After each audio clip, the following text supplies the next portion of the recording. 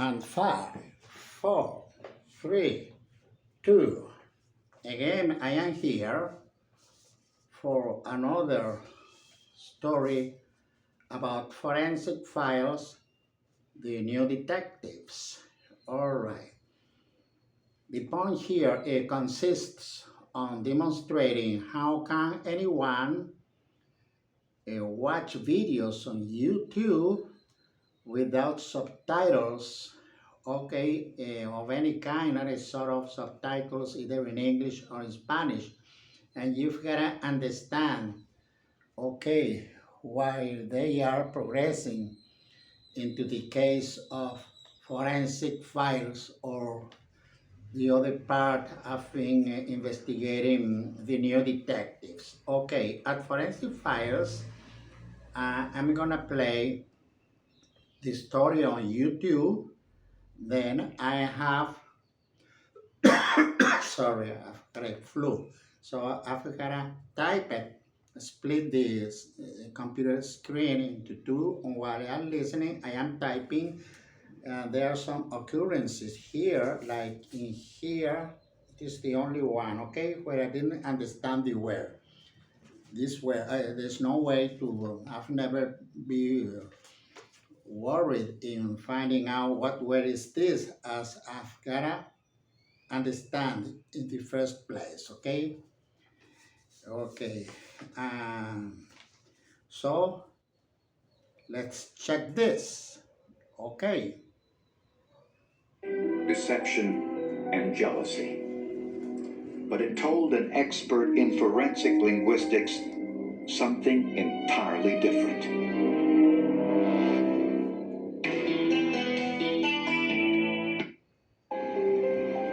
When an otherwise healthy young man died mysteriously in his sleep, investigators assumed the suicide note explained why. It told a tale of heartbreak, deception, and jealousy.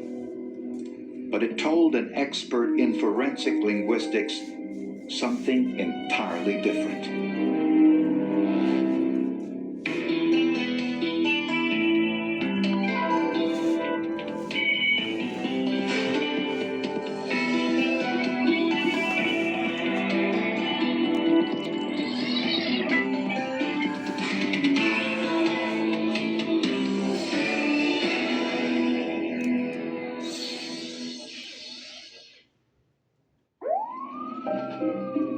Early one morning in 1992, an emergency medical team responded to a call from a Raleigh, North Carolina apartment. There, they discovered a young man unconscious in bed. A closer look revealed he was dead. This man had no evidence of head trauma, chest trauma, any other injury that might explain why he was dead. He was otherwise seemingly a healthy young man.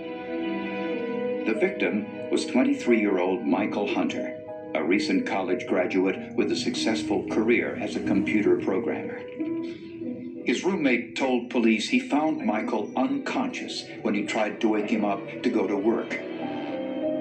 The emergency medical team report stated that he appeared to have gone to sleep and never woke up. When I found out Michael had died, that was very devastating. He was just my sunshine because we had been through a lot together, Michael and I. And so when I found that out, I didn't know how I could go on. The official autopsy was conducted 2 days later. The initial examination revealed no intrinsic medical condition that would explain his death and no evidence of any injuries that might have any bearing on his death. At that point, a conversation was made with the chief medical examiner for the state of North Carolina. It was determined that perhaps there should be some additional toxicology studies done. Toxicology tests of the victim's blood told a different story. Michael had traces of 2 different cold medicines in his system, diphenhydramine and hydroxyzine. He also had a lethal dose of lidocaine.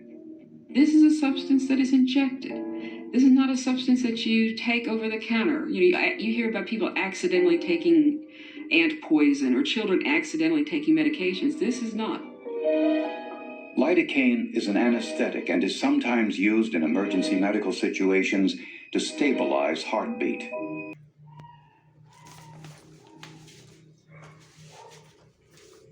Oh yes, this is what I was able to understand.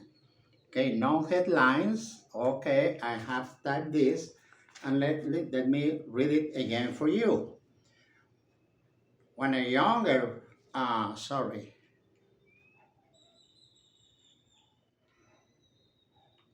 When a younger wife finds a young man dies mysteriously in his sleep, investigators assume the suicide note explains why. It told a tale of heartbreak, deception, and jealousy. But it told an expert forensic linguistic something entirely different. They were just pretending this was a man who committed suicide due to deception, took his own life, heartbreak, jealously. But it told an expert forensic linguistics something entirely different through investigation, of course.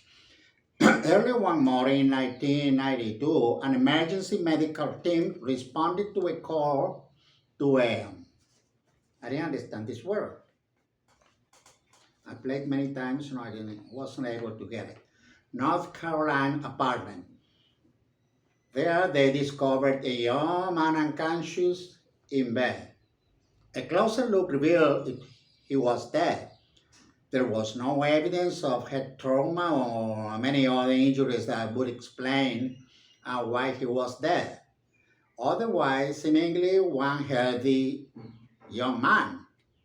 The victim was a 23-year-old Michael Hunter, a recent college graduate with a successful career as a computer programmer. His roommate told police he found Michael unconscious when he tried to wake him up to go to work. The emergency medical team report states that he appeared to have gone to sleep and never woke up. The official autopsy was conducted 2 days later. The initial examination revealed no evidence of medical condition. They would explain no evidence of any injuries that might have any. What word was this? Were you able to understand when I played the video of his death? At that point, a conversation was made with the chief.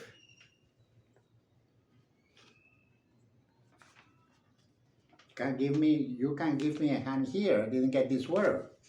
Was determined that perhaps there should be some additional toxicology study done. Toxicology tests of the victim's blood told a different story. Michael had traces of two different cold medicine in his system. Diphenhydramine,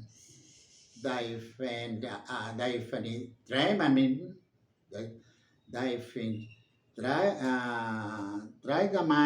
difficult for me, it's a medical term, and hydroxyzine.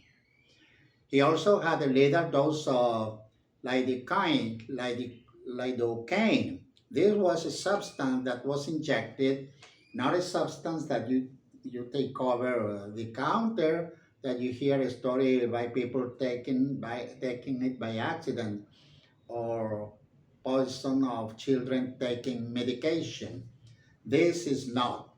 Lidocaine is an anesthetic and used in emergency medical situations to stabilize heartbeat. The end. Remember, try to understand and practice this drill about listening and comprehension. Goodbye. See you next part on um, new detectives.